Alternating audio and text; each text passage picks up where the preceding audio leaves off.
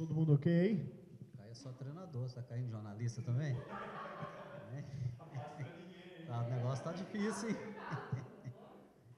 Bom dia, Ney. Bom dia.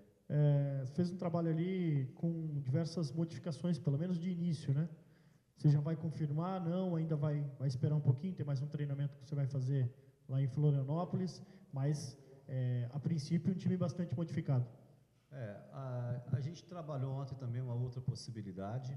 Logicamente, eu te diria que se o jogo fosse hoje, fosse agora, essa equipe que trabalhou hoje seria titular. Nós temos um trabalho tático amanhã ainda lá em Florianópolis. Logicamente que é um trabalho que a gente vai dar prioridade ainda ao trabalho de bola parada, principalmente ofensiva. Nós trabalhamos uma outra possibilidade, né, na lateral esquerda, só para colocar para vocês, e eu tenho conversado com um atleta, que é o Juninho, que é um zagueiro de origem, mas que andou agora na Sub-23, trabalhando com o Tcheco como lateral esquerdo em alguns treinamentos. Eu conversei com o atleta, mas como é um atleta ainda que nunca jogou pelo profissional do Curitiba e é um zagueiro, então a gente nós intensificamos o trabalho realmente com o Ivan naquela posição, que é um jogador também adaptado ali, mas que inclusive já jogou, né, na Portuguesa, já jogou também no próprio Curitiba como lateral esquerdo. Então a gente não está querendo assim complicar muito, não. Temos também o lançamento do Ceará, né, que se não me engano, vai ser o primeiro jogo dele no Campeonato Brasileiro, né? Já disputou estadual, um jogo pelo estadual. Os trabalhos da semana foram sim trabalhos bons, né? E a gente fica agora na expectativa de transportar agora para a prática do jogo que a gente fez essa semana, né? E conseguimos fazer um bom jogo diante do Figueirense.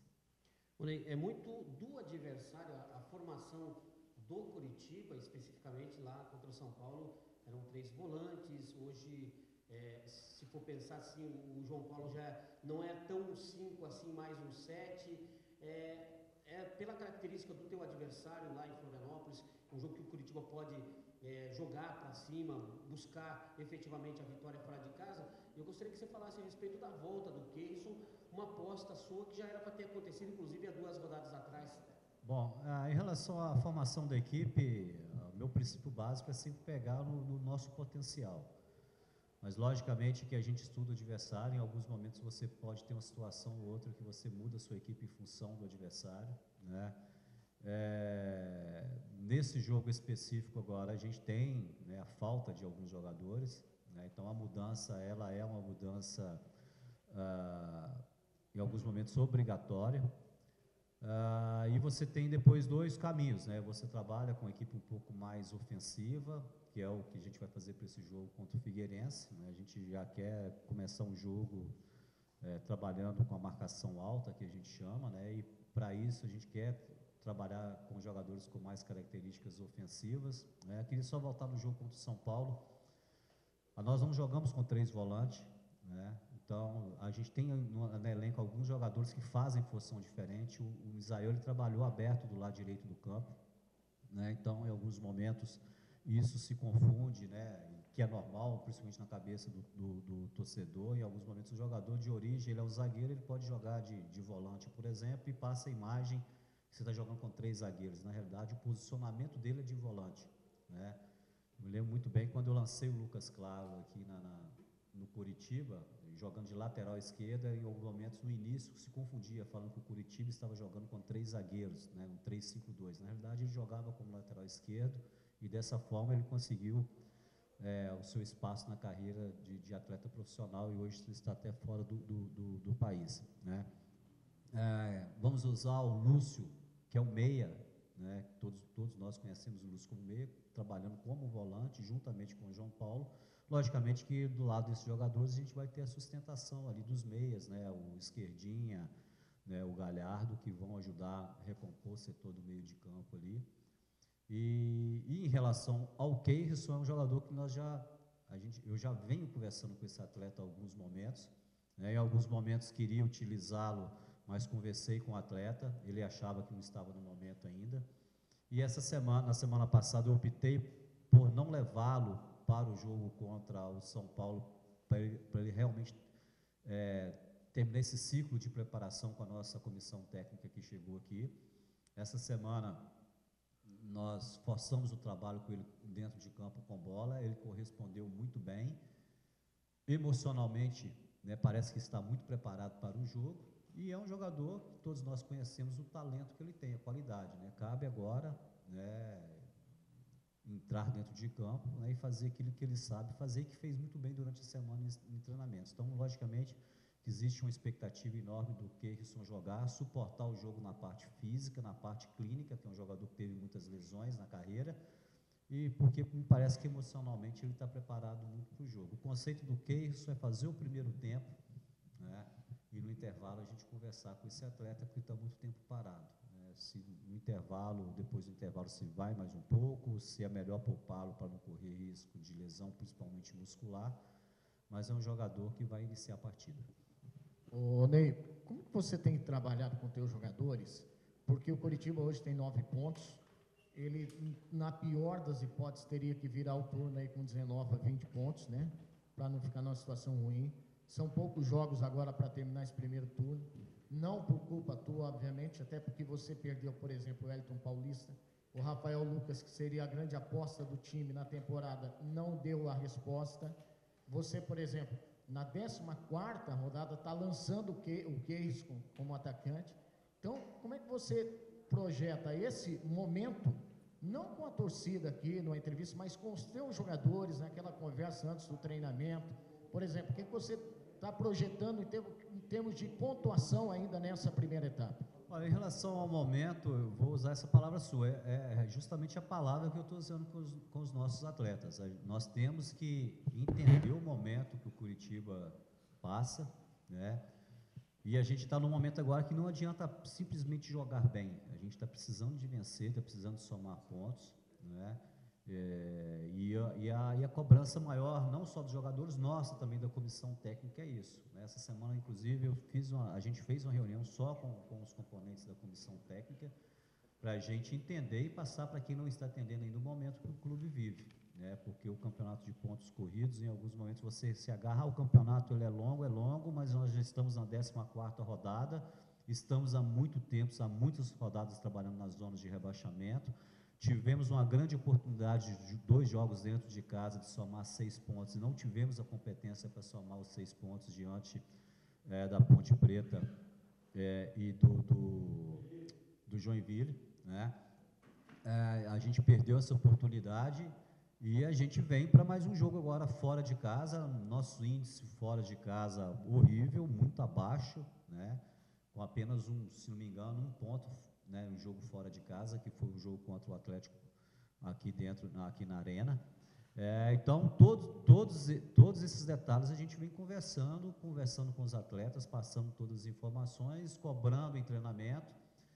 Dos atletas, os jogadores estão muito focados no trabalho, estão trabalhando com intensidade muito alta, né? E a gente fica na expectativa agora, que para a gente é urgente agora a gente tem uma sequência de vitórias dentro do Campeonato Brasileiro, e a meta principal é a gente fechar esse primeiro turno fora da zona do rebaixamento, né? Então esse é o grande discurso nosso. Agora não dá nesse momento para ficar projetando daqui a 4 rodadas, 5 rodadas, a gente tem que viver cada jogo, vivenciar cada jogo. A cada jogo a gente está tendo que fazer algumas mudanças na equipe, em alguns momentos por problema disciplinar, outros momentos por questões de lesões, né?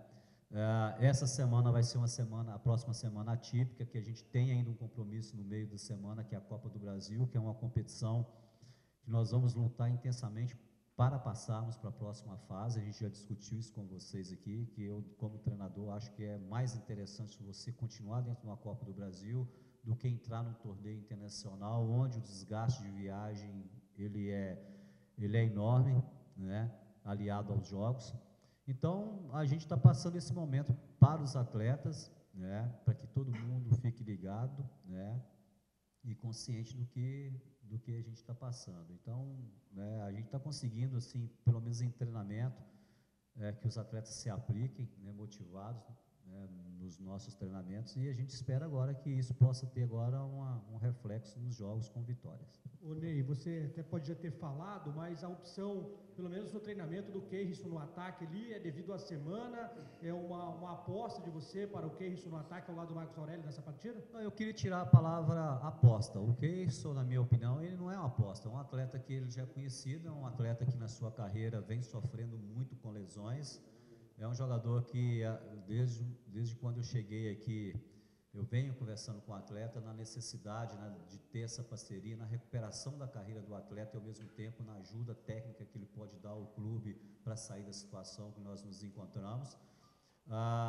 Teve um determinado momento, né, em treinamentos, né, que a gente vem trocando essa informação com o atleta para que ele esteja preparado para ser utilizado.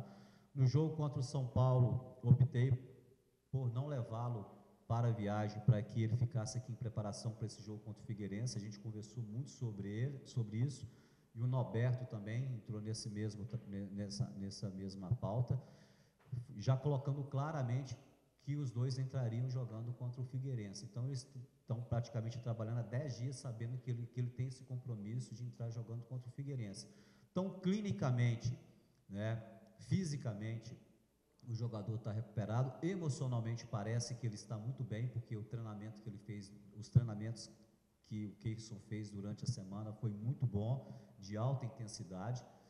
Então é um jogador que eu espero que ele possa dar um retorno técnico durante a partida, que acho que vai ser bom, né, para todo mundo, né, para o clube, para o próprio jogador, né, que está precisando recuperar sua carreira, para a torcida, porque é um jogador que a gente sabe que é um finalizador nato, né? E a gente está precisando aí de melhorar o nosso índice de acerto em termos de finalização, e ele é um desses raros jogadores que tem faro de gol.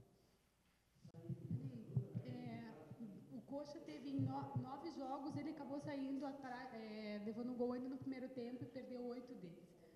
A única exceção foi o Atlético. Eu queria saber de você como fazer para o time ficar mais atento, vocês estão preocupados com isso, para de repente entrar mais ligado? Tem tido um pouco de desatenção ou não? Como que você está vendo essa? Na realidade, eu não fiz esse tipo de estudo com os jogadores, né, nos momentos que nós estamos assim, tomando os gols, né? A gente está tentando definir 90 minutos de jogo intenso, né, 94 minutos, né, com a prorrogação do jogo, que naturalmente tem. Então, a gente está batendo muito nisso, né? Então, a nossa leitura, assim, da nossa partida para os jogos está batendo muito em cima disso. Eu não estudei, né, juntamente com a nossa comissão técnica, os momentos dos gols que a gente está fazendo ou tomando, né? Então, eu acho que eu estou trabalhando mais ainda no geral, né, do que... sem dúvida. Eu acho que qualquer jogo que você inicia atrás do placar, né? Vamos voltar no último jogo nosso contra o São Paulo. A gente vai para o intervalo perdendo de 2-0. Então, inclusive foi um jogo que no intervalo a gente tomou a decisão de trabalhar ofensivamente em cima do São Paulo. Normalmente, uma equipe que vai para o intervalo jogando fora de casa, com a equipe com a qualidade do São Paulo, quando vai para o intervalo perdendo de 2-0, geralmente você coloca o seu time todo atrás, com medo de tomar uma goleada. A gente fez o contrário, a gente procurou o tempo todo, mas logicamente que é muito mais confortável você estar numa partida que você inicia ganhando, né? Então, como foi o jogo contra o Atlético Paranaense, a gente teve 2 vezes à frente do marcador e a gente não teve a competência de segurar o resultado, né? Então, são 2 lados da moeda, mas logicamente que emocionalmente é bem melhor você começar ganhando. E quando isso acontecer, começar ganhando, você também emocionalmente não acomodar no jogo e achar que o jogo está ganho, né? Esse lado também tem que ser trabalhado. E até a gente conversou com o Alisson sobre isso. Acho que agora, até pela situação e tudo isso, pelo trabalho, pelas conversas que vocês tiveram, comissão e jogadores, é a hora até de tentar esquecer essa questão desse jogo fora de casa, é hora de dar uma resposta, tanto até pela necessidade do resultado, até pela quantidade de mudanças, algumas forçadas, mas essa é realmente a hora, até antes já do jogo contra a Ponte Preta, para de repente já conseguir um ânimo a mais ainda já para ir para um jogo difícil na Copa do Brasil? Sem dúvida, uma vitória diante do Figueirense, né, além de proporcionar 3 pontos à nossa equipe, ela começa a trazer uma confiança para a equipe, que é uma palavra-chave, né, dentro do futebol, né, e te dá uma preparação, né, uma tranquilidade para você se preparar para o jogo de quarta-feira. Lembrando que o jogo de quarta-feira, depois da Copa do Brasil, a gente já tem forçadamente a ausência de alguns jogadores que não têm condição de disputar esse jogo.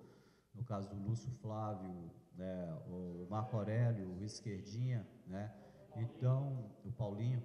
Então, forçosamente você já vai ter que fazer essas mudanças. E você preparar para esse jogo de quarta-feira, após uma vitória, ela é muito importante. Agora, o nosso conceito de jogo fora está sendo o mesmo conceito quando a gente joga dentro de casa. Nós estamos sempre armando a equipe, né, se vocês perceberem, procurando marcar o adversário no campo do adversário, provocando o erro do adversário no campo deles. E esse é o conceito agora para a gente disputar o Campeonato Brasileiro. Não tem mais que ficar querendo na casa do adversário apenas conquistar apenas 1 ponto. A gente está sempre tentando armar a equipe para conseguir 3 pontos, mas logicamente que o campeonato ele tem um grau de dificuldade enorme, principalmente jogando fora de casa. Ney, já faz 40 dias que você está no Coritiba, nem parece, né? Parece que você chegou ontem, mas já faz 40 dias. Queria que você fizesse uma análise desses 40 dias, se a equipe já tem a tua cara, se você já consegue ver, né, ensinamentos que você está passando para os jogadores, o que ainda falta, que você acha que tem que mudar logo. Então, eu queria que você fizesse uma análise desses 40 dias. Eu acho que foram 40 dias, né, que logicamente que já tem muita coisa do que a gente pensa do futebol, mas logicamente que cada sessão de treinamentos que eu tenho oportunidade de treinar, e essa semana foi legal, porque a gente não teve jogo no meio de semana, você vai colocando uma coisa a mais. Na minha avaliação, a equipe ela teve uma crescente. Eu estou querendo falar dessa crescente do período que eu estou aqui, desde o primeiro jogo com o Flamengo até agora. Ela teve uma crescente. Em alguns momentos a gente saiu de alguns jogos que a gente foi merecedor do resultado e a gente não conseguiu. Em alguns momentos, principalmente, né, pela parte ofensiva, a gente criar oportunidade. A gente tem conseguido uma coisa difícil no futebol, que é você criar oportunidade, você sair de um jogo e olhar os números, e a gente chegou tantas vezes no gol e a bola não entrou, como foi o jogo com a Ponte Preta, e você vê que a equipe ela foi evoluindo, né? Eu me lembro que no jogo contra o Flamengo a gente teve, se não me engano, 7 finalizações no jogo, né? E a gente já fechou um jogo com a Ponte Preta, por exemplo, com 19 finalizações. Então, à medida que aumenta esse índice de oportunidades, a tendência era aumentar o número de gols, e a gente não conseguiu. Então, o grande desafio agora é isso, né? A equipe jogar ainda melhor, continuar criando oportunidades de gols, ter a competência para fazer gols e, ao mesmo tempo, né, com a defesa sólida, né? Então, a gente fica na expectativa que a gente consiga aí rapidamente ter uma sequência da equipe jogando dessa forma e conseguindo também as vitórias. Okay? Gente, tchau para todo mundo.